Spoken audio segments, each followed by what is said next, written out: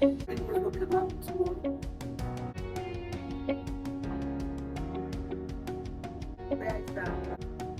back to Times of Refreshing. I'm your host, Akanle. I hope you're doing great and I hope you're keeping safe.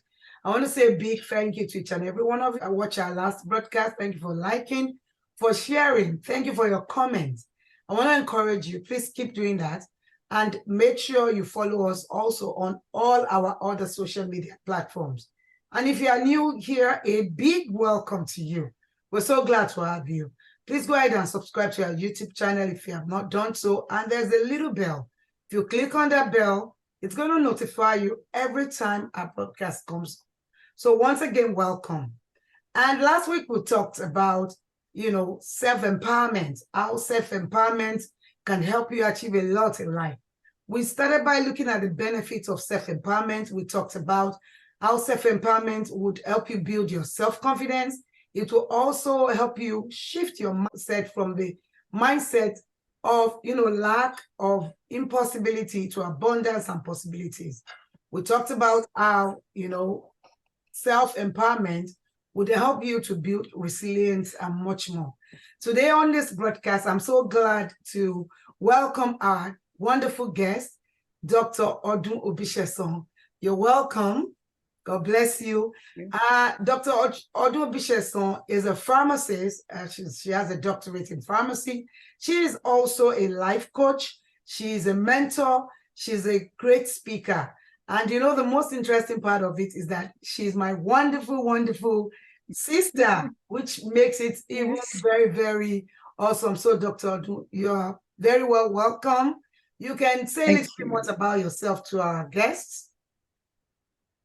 Thank you so much, and it's a pleasure and an honor to be here, Pastor Toyin.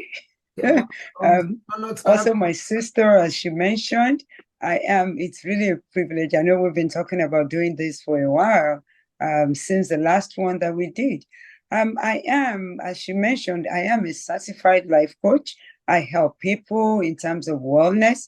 We're not talking about just health, but the different aspects of wellness, and then also life optimization. And that's why I'm so delighted today as to the topic that we will be continuing today. I've been a health practitioner for about 3 decades, a little bit of over 3 decades, and that's, 3 decades, as you know, and that has been my pride and joy. But coaching, empowering people, pushing people to be the best version of themselves, of course, is my calling. So thank you for having me. You're welcome. Thank you for accepting our invitation. And so why we have Dr. Odun Obisesan here today is simply because I wanted to probably shed more light on the benefits, on some more benefits of self-empowerment. And then we go on to talk about how you can attain to self-empowerment. Because several times we have so much potentials in us, but they are not really, really maximized. They are not optimized. They are not used. And several times we wonder that, why can't we live better than we are? Why can't we be more productive? Today we are going to talk about that. So, Dr. Odun, you're welcome again. So I want to ask you, can you just maybe one or two more, benefits of self-empowerment? Can you shed some more light on it, even as a professional in that field? Thank you so much. I am going to probably list and, so that for the sake of time, I know that you touch on increased self-confidence and some of the other stuff. So, I am going to talk about, or let me just list, self-empowerment also helps one to increase their motivation as well as their productivity. Because when you're self-empowered, you're able to go for those goals that you have, those objectives that you have set for your life. And with being able to do that, there is increased productivity. One is more productive. Then having a better relationship is another part, or is another benefit of being self-empowered. Being able to make decisions in an improved manner is also one of the benefits that you will see with someone being empowered, especially when you have increased empowerment for yourself. And, one of the things, when one is not empowered, there's a lot of stress and anxiety. So reduce stress and anxiety is also something, is also one of the benefits, as well as, just the fulfillment that you get from being able to do the things that you love to do and the things that you really want to do. So those are some of the things. Thank you very much. There are more, but I'm sure we'll touch them as we go on. Yes, thank you so much, Dr. Odun. We are really very, very glad with that. And honestly, that's why it's important for you and I to really, really seek to be self-empowered. I've heard the saying that self-empowerment, Dr. Odun, I've heard the saying that self-empowerment starts from self-discovery. Can you tell us a little bit more about that? Yes, thank you very much. When you talk about self-discovery is more about being self-aware, knowing yourself more. And if you know yourself more, if you know who you are, what your core values are, and if you know what is it that makes you tick, yes, you will be able to be more in control of yourself. And that's, when we're in control of ourselves, our emotions and things around us, and even the actions that we take, those are the things that then give you the self-empowerment that you see, because you feel in control, even though things may not change much. But being able to have a deeper understanding of oneself, like I said, your motivations, they lead to clarity of purpose. If you have clarity of purpose, there is a lot of self-empowerment in that as well. So true. Clarity of purpose is very, very important. Does our potential have to do with self-empowerment? How does that, how can we, match that with self-empowerment, the potentials? So thank you for that question. I am going to take potential as someone maximizing their potential, the ability to be able to make something of oneself. If I take it that way. So self-empowerment, like we talked about, one of the benefits of self-empowerment is increased motivation and productivity. It is improved decision making. When you have those things along with being able to think clearly, because now you're not stressed, there's less anxiety. Of course, you'll be able to become more empowered. And the beauty of empowerment is the fact that it's a muscle. It's just like when you exercise your muscle, it gets stronger. The same thing with self-empowerment. As you begin to feel that increase in your being empowered, then you're going to just do it more and you're going to get more self-empowered.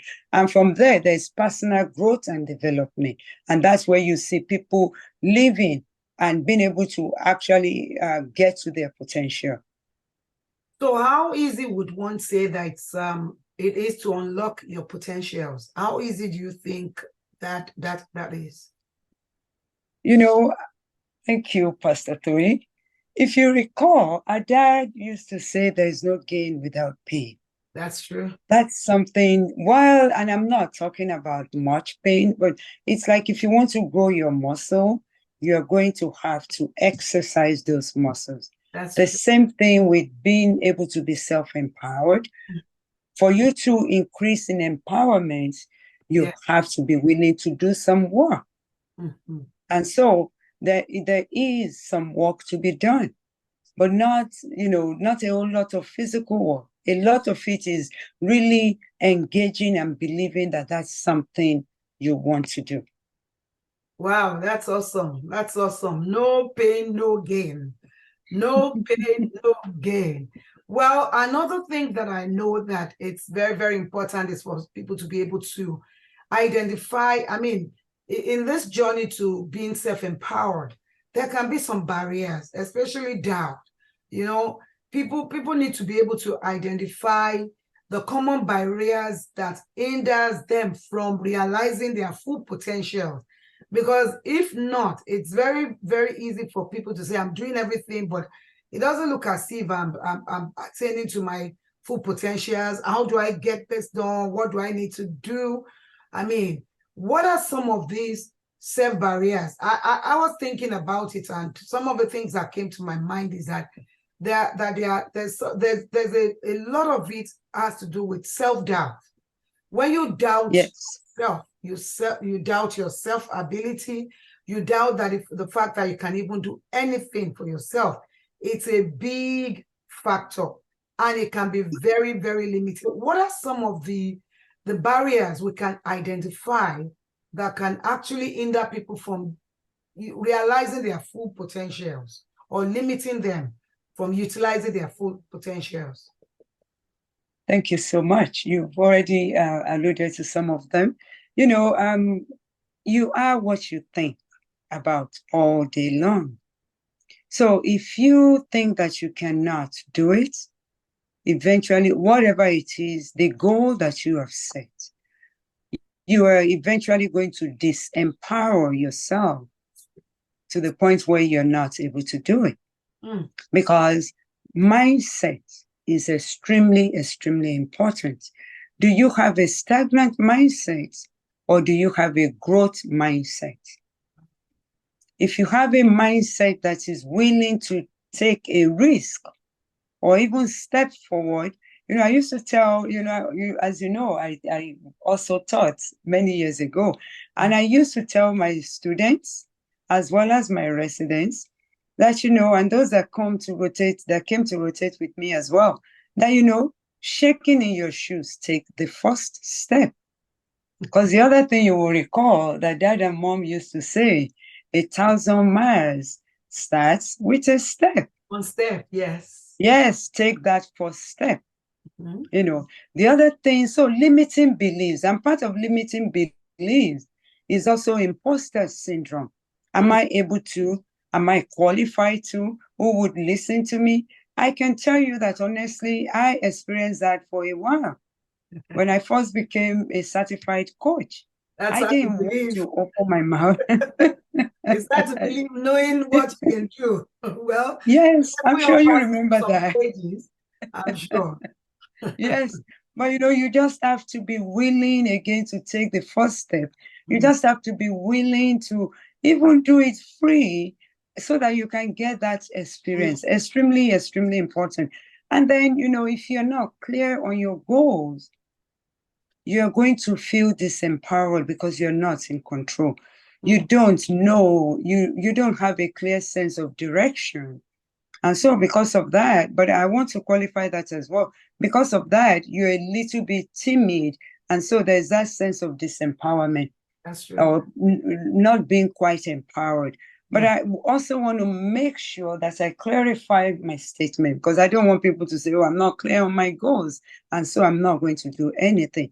If you have an ill-kin, I know when I coach people and they're a little bit unclear, there's several things that we can do, as as a life coach. You can do a passion assessment or inventory. The life purpose, there's several different assessments that we use.